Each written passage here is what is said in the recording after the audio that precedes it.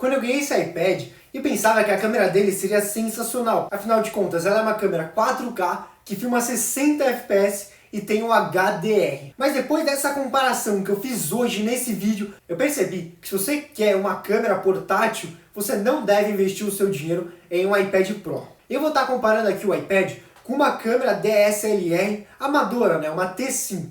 Ela seria uma câmera para fotos e não para vídeos. A sua versão T5i seria para vídeos. Então, tendo em mente isso, eu peguei uma câmera, um iPad, que é para vídeos, que ele pode ser usado para vídeos, e eu peguei uma câmera para fotos.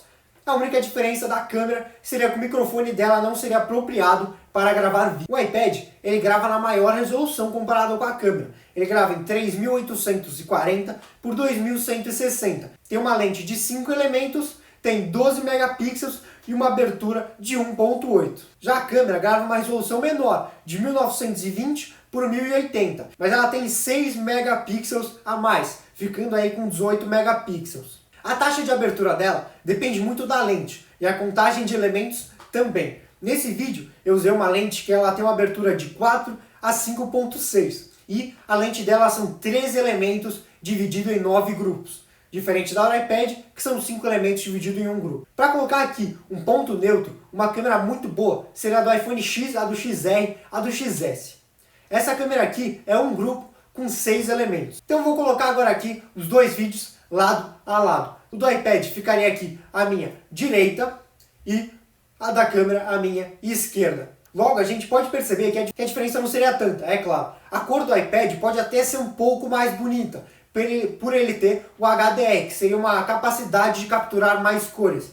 Mas se a gente começar a dar zoom no vídeo, a gente vai perceber que a câmera vai manter a resolução por muito mais tempo. Parece até que ela foca muito melhor comparado ao iPad. Percebo também que o iPad fica totalmente pixelado. Numa situação agora de baixa luminosidade, percebo que o iPad consegue muito bem, até um pouco melhor do que a câmera. Tudo bem, o vídeo está um pouco desfocado, mas se a gente der zoom, a gente vai perceber que, de novo, o vídeo do iPad fica totalmente pixelado e o vídeo da câmera fica com foco muito melhor. Agora, uma situação que ocorre muito quando você está tentando gravar um vídeo, que seria gravar contra a luz.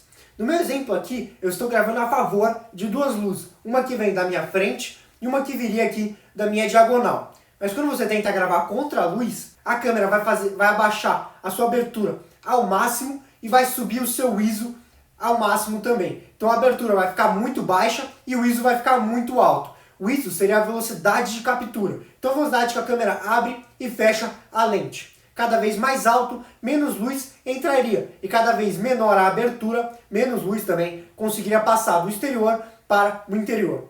Tendo em mente que o iPad tem um ISO mais alto e uma abertura muito mais baixa do que a lente que eu testei na câmera, a gente consegue perceber que nessa situação contra a luz, ele fica bem melhor. A gente não consegue perceber tanto os pixels, é claro, a gente sempre vai conseguir perceber mais pixels no iPad do que na câmera, mas a gente percebe que contra a luz o iPad seria bem melhor do que a câmera, por ter o ISO mais alto e a abertura mais baixa. Agora, por que que a câmera do iPad, mesmo sendo 4K 12 megapixels, ficaria pixelada? Bom, a primeira razão poderia ser pela quantidade de megapixels, que é a quantidade de informação por pixels.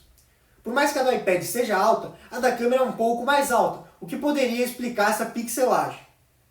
Mas eu acredito que seria a lente em si, porque para a Apple conseguir fazer um iPad fino igual eles fizeram, eles tiveram que deixar algumas coisas para trás, e uma delas foi a câmera.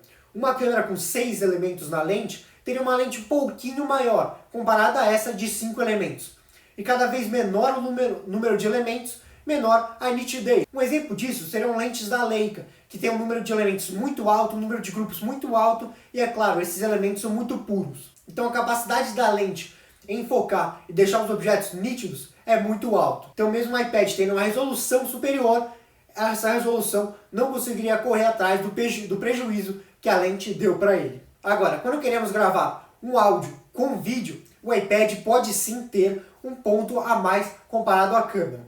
A T5, como eu já disse, não tem a quantidade de microfones igual a T5i.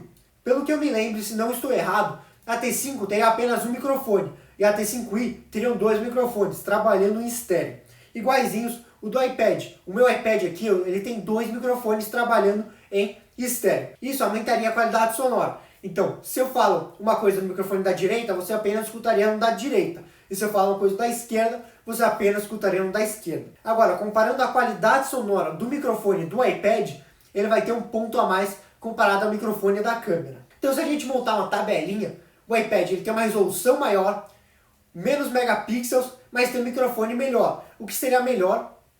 Ele tem uma resolução maior e um microfone melhor. O que seria melhor para fazer esse tipo de vídeo que eu estou fazendo. Mas a câmera teria uma quantidade de megapixels maior e ela pode mudar a lente. Então, se você quer uma lente que tenha uma abertura maior, você pode colocar. Se você quer uma lente que tenha mais elementos, você pode colocar. Então, ele estaria bem na frente. E para compensar esse microfone ruim na T5, é apenas você comprar um microfone externo, que você vai ter um microfone bom e uma qualidade muito boa. Então a câmera sairia bem na frente do iPad. E por um preço muito mais acessível. Bom, gente, espero que vocês tenham gostado desse vídeo aqui. Deixa o like se você gostou, se inscreve no canal para muito mais vídeos como esse e compartilha com o máximo de pessoas o possível para essa informação chegar em todos vocês que querem comprar um iPad Pro ou que são apenas curiosos.